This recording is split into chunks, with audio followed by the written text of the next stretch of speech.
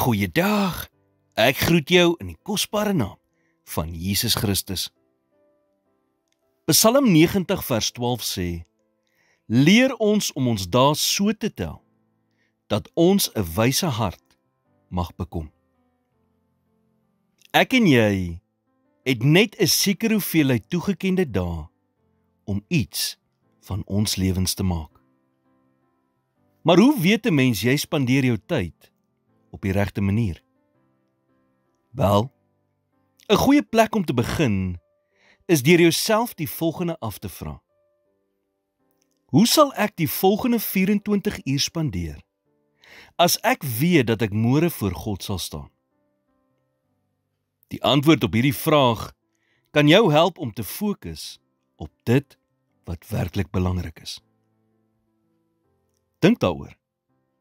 As iemand van jou besittings steel, kan jy altyd weer koop. Maar as jy tyd verloor, is daar nie 'n manier om dit ooit weer terug te kry nie. Tyd is te kosbaar om te mors. Nou ek weet dat as 'n mens in jou 20's is, dink jy, wel, dit raak my glad nie. Die feit is, jy gaan nie vir ewig 20 wees nie. As jy sien, is jy 40. En as jy 40 is, word jy 50 voordat jy jou oë uitvee. Hoe jy jou tyd spandeer, is hoe jy jou lewe spandeer. So onthou die volgende. Moenie dat die goeie jou van die beste beroof nie. Spandeer minder tyd aan sekere aktiwiteite wat nie so belangrik is nie, sodat jy meer tyd het om te spandeer aan dit wat werklik belangrik is. Sommige mense is so besig dat hulle nie eers tyd het om met hul kinders te praat nie. Hulle is so besig om geld te maak, dat teen die tyd dat hulle gereed is om te sterf, al wat hulle oor het, net 'n bankrekening is.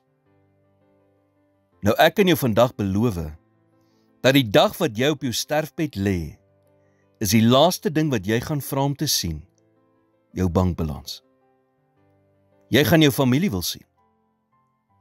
So nou is die tyd om tyd saam met hulle deur te bring, en nie soveel tyd te spandeer om dinge te doen, wat nie regtig belangrik is nie.